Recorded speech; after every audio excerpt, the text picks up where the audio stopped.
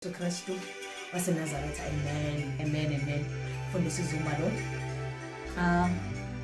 Ngiyacela nje ukuthi sike sivuleni nje izwi lethu kafishane nje si share izwi kulesi sikhathi esinje uhulumeni evalile ukuthi sihlangane, kodwa siyambonga uNkulunkulu ukuthi uyenzile indlela ukuthi sikwazi ukuthi sihlangane egameni likaJesu Kristu. Amen. Kwazi ukuthi sishare izwi likaNkulunkulu.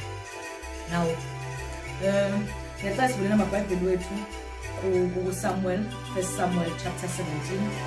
Sike sifunde nje incwadi eyazekayo ejwayelekile.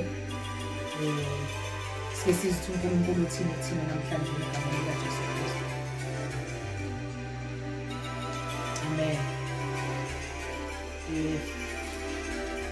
Ufundeka kanje sizofunda nje only just iverse elilodwa ngicela sifunde verse 49 egameni likaJesu Kristu. Ufundeka kanje kuleli lami, it's NKJV.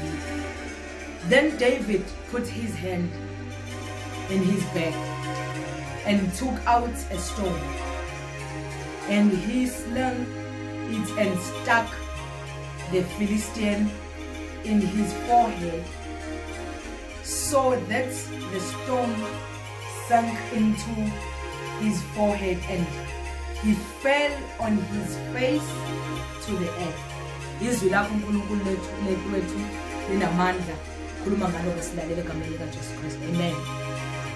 Bazalwane, ngiyacela nje sike share ngafishane this verse inhlizweni yami lezi insuku liyavuka le ndaba kaDavid la uSamuel mebhala ubhala ngoDavid. iBhayibheli lithi uDavid bekade ezalwa uJese. uDavid bekade engogcina kowabo futhi nendlela akade ephila ngayo bekuyindlela ekade ingamenzi ukuthi azibone ewala ekhaya. Now iBhayibheli lithi uDavid, ngizosummarize nje bazalwane just 5 minutes nje bese siyahlukana.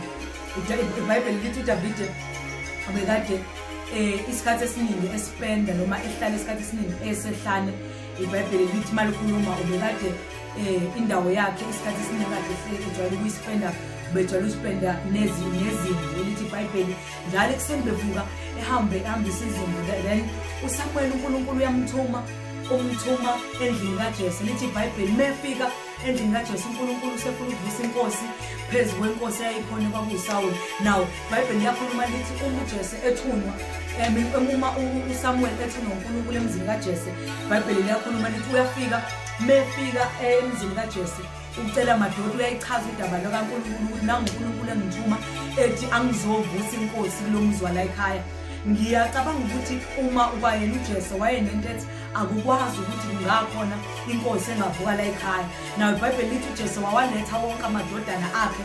Lithi iBhayibheli wawaletha, angiwazi amadodana akhe ukuthi ayaziwa kangakanani, but iBhayibheli liyakhomba ukuthi bekwamadodana ebekade aziwa nokuthi angamadodana atholakalayo empini, because uma impi ka-Israyeli iphuma amadodana kaJese abehleze etholakala. Now uDavid kuphela lo ongatholakaliyo, because yena isikhathi esiningi behleze esehlane.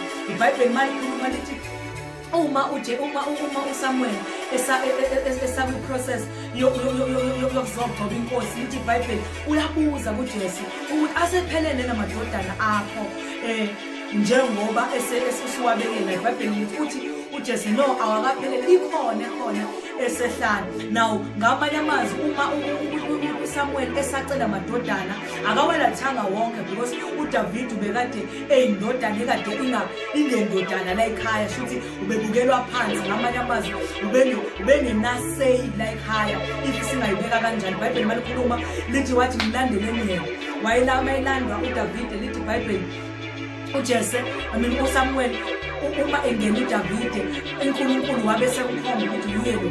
That time David was very small and wayemncane kakhulu, very young egameni likaJesu. Lithi iBhayibheli wagcotshwa ngalelo langa, bese lithi iBhayibheli wasebuyela ehlane njalo ekuseni. Ngiyamcabanga ukuthi uyovuka bekuyinto yakhe umebuya nakusasa. Ngiyakhumbula ukuthi iBhayibheli yarekhodi ukuthi uye wabhekana nengonyama, wayinqoba, wabhekana nebhere wayinqoba. Ngiyacabanga ukuthi ubekade ethi njalo bebuya ezini bakwakhe ezothi baba namhlanje ngithengise ehlane ngahlangana nengonyama ngayidwengule ngahlangana nebhere ngaqeda ngalo ubaba wakhe njalo because ubaba wakhe bekade engabalulekanga kangako uDavide lomuzi. Nayo iBhayibheli lithi ngaleso sikhathi bekade kukhona umfilisti obekade ehlupha impilo kaNkulunkulu obekade ehlula futhi ngamanye amazwi bebekade bengakwazi ukumnqoba lo mfilisti. Lithi iBhayibheli malikhuluma lithi wase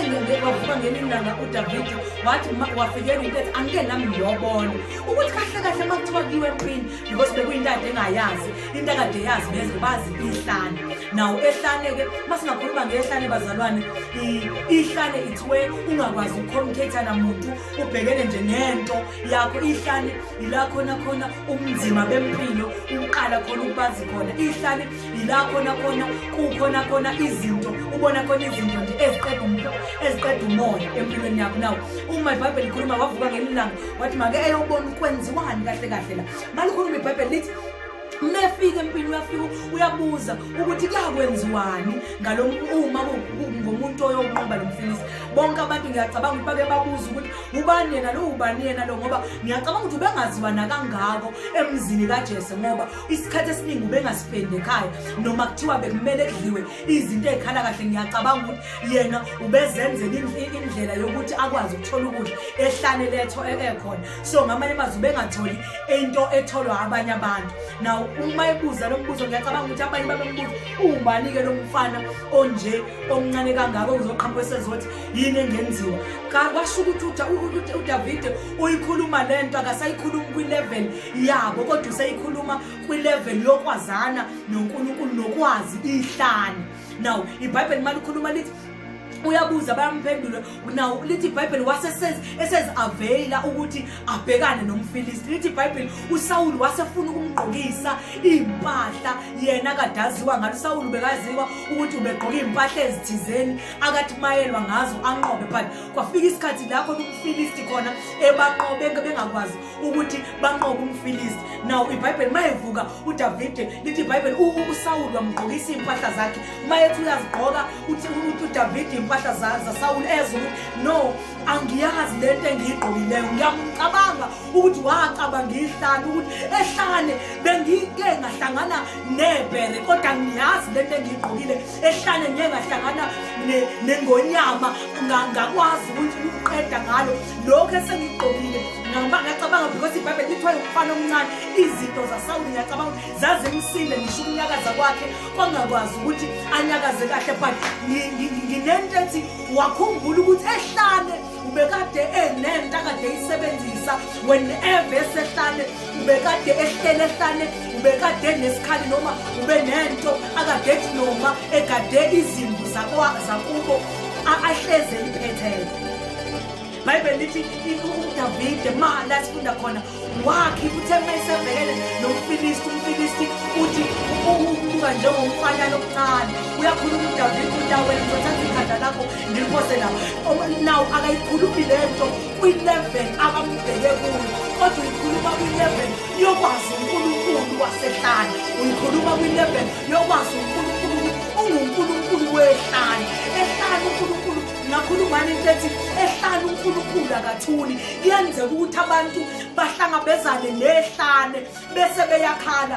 Ehlane akusona isikhathi sokukhala, yona indawo yokukhala kodwa ehlane indawo yokuthi senze ubudlelwano obungcono noNkulunkulu. Ehlane ila khona ufundiswa khona izinto zasekhaya. Ehlane ila khona wambulwa khona ulwembu lobumnyama. Ehlane yazi ukuthi ngiyacabanga ukuthi ihlane uDavide waze wali-enjoya. Ngiyacabanga ukuthi okokuqala esaya njalo evuka ekuseni kuthi evuswa kuthiwa kahambe ahambise izimvu ubekade engayithandi lento. Ngiyacabanga uze wayi-enjoya ngenxa yokuthi ehlane kunezinto akazifundile. Abafowabo bebefundisa ukuba sempini kodwa yena ehlane ubefundiswa ukuthi uma usehlane kunezinto ongabhekani nazo nje ngenxa ukuthi ungubani. Amen. Now lithi iBhayibheli wakhipha la sifunda khona uDavide wafaka isandla sakhe ekhukhwini umefaka isandla sakhe ekhophweni lithi iBhayibheli wakhipha itshe wase ekhipha isihlilingi sakhe. Ngiyacabanga ukuthi bake bambuka bambheka ukuthi wenzani lo mfana, uthi kanti kwenze njani ngalo mfana, but ngenxa yokuthi uDavide ubekade into yesihlilingi ubekade ijwayele ehlane. Ngizothi bengizothi uma bethiwa angibeke indaba yami, jwayeza isandla sakho.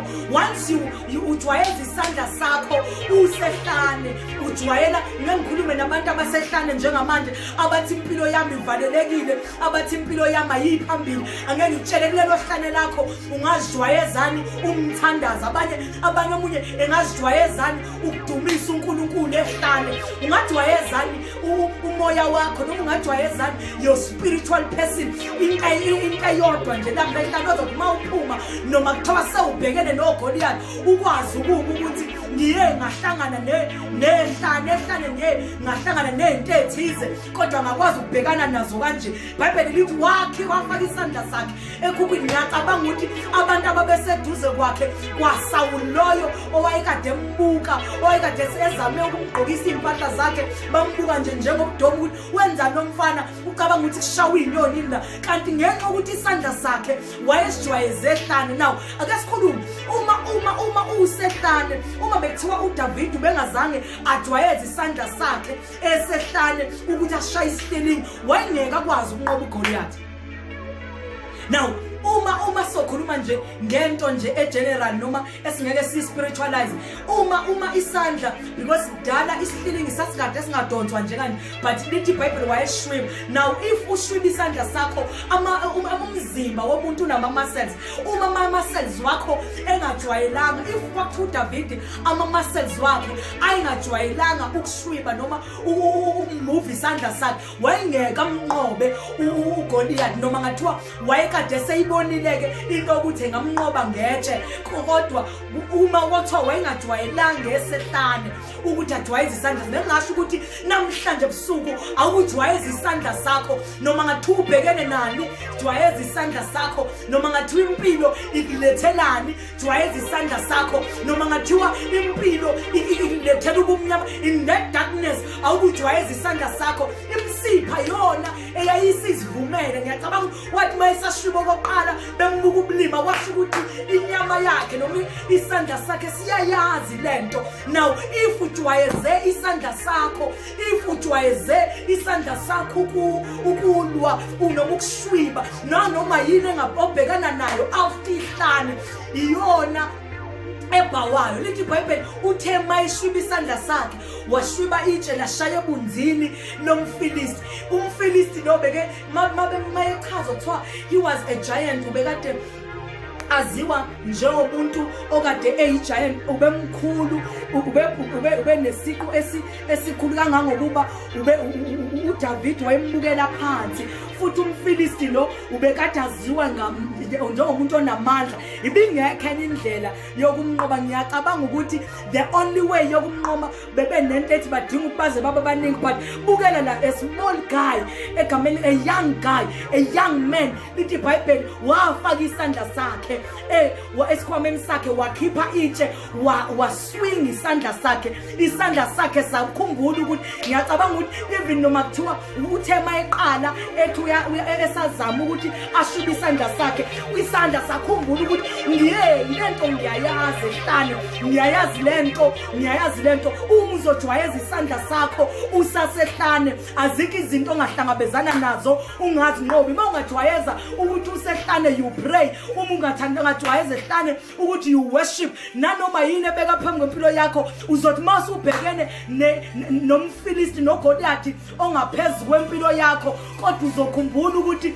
uma isandla sakho sijwayelile, uma kade ujwayele ngomthandazo, izinto ozobhekana nazo emva kwehlane umthando uzozilwa ngomthandazo. Uma uzojwayela ehlane, ujwayele ukudumisa, uma sewubhekene nezinto obhekana nazo uzojwayela ukuthi kambe mase kufikelele kwi-situation enje udumisa uNkulunkulu, ubhekisa izandla zakho, ubhekisa amehlo wakho, ukhipha ivoice yakho, lezo zinto zizowaphansi. Lithi iBhayibheli umfilisti wawa phansi ngobuso, he bowed, wathoba phambi wehla phambi komfana omncane, waguqa amadolo wawela wawa ngobuso phambi komfana omncane ngenxa ukuthi umfana omncane uthe maye sehlane wajwayela something. Ngizokhuluma into eyodwa phambi namhlanje ebusuku kuwena olalele nobukayo egameni lika Jesu ukuthi isandla sakho sijwayeze usehlane.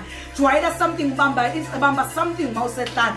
Ungarelax ehlane kurelaxwa. Ehlane kuyafundwa. Ehlane kuyakhulwa. Uma ihlane kumuntu ngike kuthiwe uNkulunkulu mezosebenzisa umuntu uqale athi ukumdlulisa entweni. Angeke ngikhulume kanje. If uDavide wayengazange azaye ehlane, wayengazange ajwayeze isandla sakhe ehlane, wayengeke akwazi ukunqoba umfilisti osempilweni yakho, uGoliath osempilweni yakho uzomnqoba ngokuthi njengoba usehlane. Njengoba usehlane uyini oyibambileyo, bamba something ehlane kuhlala na something. Uyakhuluma ngelilanga obhalayo uthi uma sisakha kanje lithi iBhayibheli kwavuka oSanballat noTobiya wathi lalela umuntu nomuntu akabamba isikhali sakhe, uthi noma ubeka itshe kodwa ubambile eceleni. Uma sizoba nezinto esizibambile, noma uhlangane nomfilisti kukhona into ophethe. Angeke ngikhulume kanje. Uma empilweni yakho uzothi mawungena ehlane ungarelax uzokwazi ukunqoba umfilisti obhekene naye. God bless you. Amen.